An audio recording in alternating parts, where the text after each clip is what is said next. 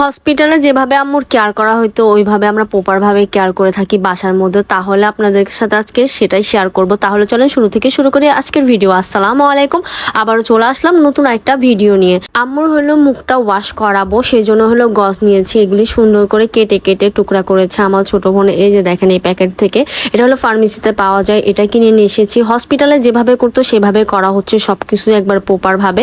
তো সবার প্রথমে হলো গরম পানি নিয়েছি, নেওয়ার পর এখানে মাউথ ওয়াশটা এই যে আমি আপনাদের সাথে শেয়ার করছি, এটা নেওয়া হয়েছে পরিমাণ মতো।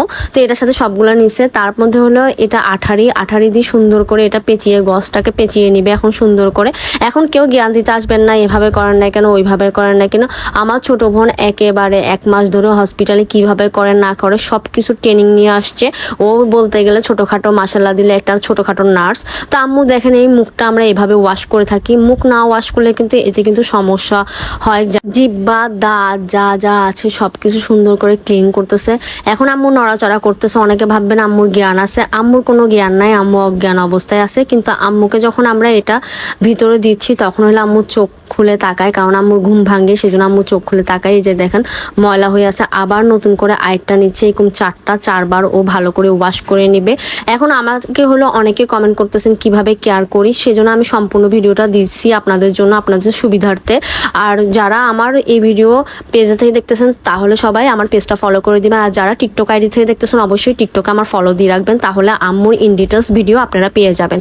তো টিকটকে দেখলাম যে অনেক কমেন্টস, অনেক মেসেজ যে আম্মুর কিভাবে ট্রিটমেন্ট, আম্মুর কিভাবে প্রপারভাবে কেয়ার নিচ্ছি, খাওয়াচ্ছি। তো ইন ডিটেলস ভিডিও কিন্তু আমি সব কিছু শেয়ার করছি আমার পেজে।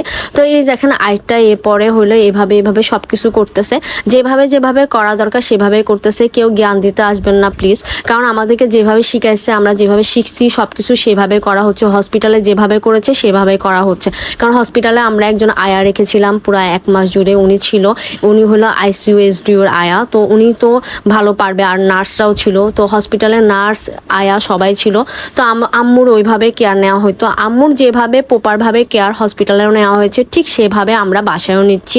আম্মুর গা মোছানো হতে, গোসল করা হইতে সব কিছু একেবারে A to Z। আম্মুর কোনো কিছুতে আল্লাহর রহমতে কমতি রাখতেছি না, আমরা যতটুকু আমরা পারতেছি আমাদের সাধ্যের মতো।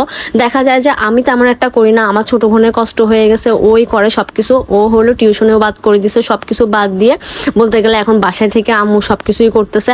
আর আমার বাকি বোনরা বলতে গেলে আমার মেজ আপু আসা যাওয়ার মধ্যে থাকে, আর বড় আপু তো ঢাকায় চলে গেছে, ও 1.5 মাসের মতন ছিল। আর আমার মামারা তো আছে, কোনো কিছু দরকার হলে আমার মামারা চলে আসে। তো এখন আপাতত মামা নাই, মামাও ছিল 1.5 মাসের মতন। তো সবাই যার কাজে গন্তব্যে চলে গেছে, সবাইকে আর সবসময় থাকবে নাকি। তো আমি আর আমার ছোট বোনে থাকি। আমার ছোট বোন সারাদিনে আম্মুর যত্ন নেয়, সব কিছুই করে, ও সারাক্ষণ আম্মুর পাশে বসে থাকে। অনেকে বলতেছে আম্মুর পাশে বসে সূরা পড়তে, ভাই এগুলি সম্পূর্ণই আমরা করে থাকি। আম্মুর কানের পাশে আমার ছোট বোনের মোবাইল দিয়ে ও সূরা চালায় রাখে, সব ফোনের সূরা চালায় রাখা আম্মুর কানের পাশে চালায় রাখে। আমরা সব কিছুই করতেছি যা করা। তা আম্মুর হলে এখানে হলো মুখটা ভালো করে ক্লিন করে দিচ্ছে, কারণ চোখের পাশে আশেপাশে আম্মু দেখা যায় চোখে থেকে পানি বেরোচ্ছে, তারপরে ক্যাতর জমতেছে, সব কিছু আমার ছোট বোন ক্লিন করতেছে। এরপরে হলো দেখেন এই প্রপারভাবে মুখটা সুন্দর করে ক্লিন করে দিচ্ছে। ভাই অযথা কেউ আমাদেরকে জ্ঞান দিতে আসবেন না, এটা হয় না ওইটা হয় না, এভাবে কেন রাখছেন। আম্মুকে হসপিটাল থেকে বসে এই পিঠ ও পিঠ 2ভাবে করতে, আর রাত 12টার পর হলে আমরা সোজা করে দিই, তখন হলো ঘুম যাওয়ার টাইম সব কিছু করে ফেলি। ও একবারে কান টান সব কিছু ক্লিন করে ফেলছে। আর গা মোছানোটা দেখাইলাম না, ওটা স্কিপ করলাম, কারণ গা মোছানো ওইভাবে না দেখানোই ভালো। আম্মু যতটুকু দেখানোর দরকার ততটুকুই আমরা দেখাচ্ছি। দেখেন আমাদের বাসা আম্মুর রুমটা পুরাই হসপিটাল হয়ে গেছে। হসপিটালে যা দরকার সব কিছু আমরা কিনে রেখেছি, কোনো কিছুই কিনি নাই যে এমন কিছু নাই।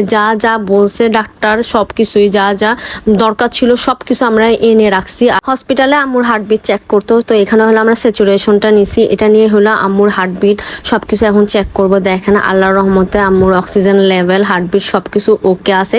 তাও আমরা অক্সিজেন স্টার রেখেছি, কোনো রকমের অক্সিজেন যদি কম হয়ে থাকে তাহলে দেখেন আমরা অক্সিজেন দিব। এই যে অক্সিজেন মাস্ক সব কিছু আছে, আল্লাহর রহমতে সব কিছুই রেখেছি, কোনো কিছু কমতি রাখি না। আর যারা জানতে চান, আপনাদের তো অনেক কিউরিওসিটি, তো সেক্ষেত্রে আপনারাও কমেন্ট করতে পারেন। আম্মুর হলে এখানে তিব্বত পমেট লাগাই দিচ্ছে। আবার কেউ বলিয়েন না তিব্বত পমেট খেয়ে ফেলবে, অমুক করবে, এগুলি কিছুই না। আম্মুর হলো ঠোঁট ফেটে যায়, সেক্ষেত্রে হলো আম্মু হলো দাঁত হামি দেওয়ার পর দাঁত হলো ঠোঁটের উপরে চাপ দিয়ে ধরে রাখে, তো সেক্ষেত্রে আমরা হলাম সুন্দর করে তিব্বত পমেট লাগিয়ে দিচ্ছি। আমরা বাসায় এভাবে আম্মুর কেয়ার করে থাকি। আর কিছু জানার থাকলে অবশ্যই কমেন্ট করতে পারেন। আর সবাই আমার পেজটা ফলো দিয়ে রাখবেন। আর সবাই আমার আম্মুর জন্য বেশি বেশি করে দোয়া করবেন। Thanks for watching. আসসালামু আলাইকুম সবাইকে।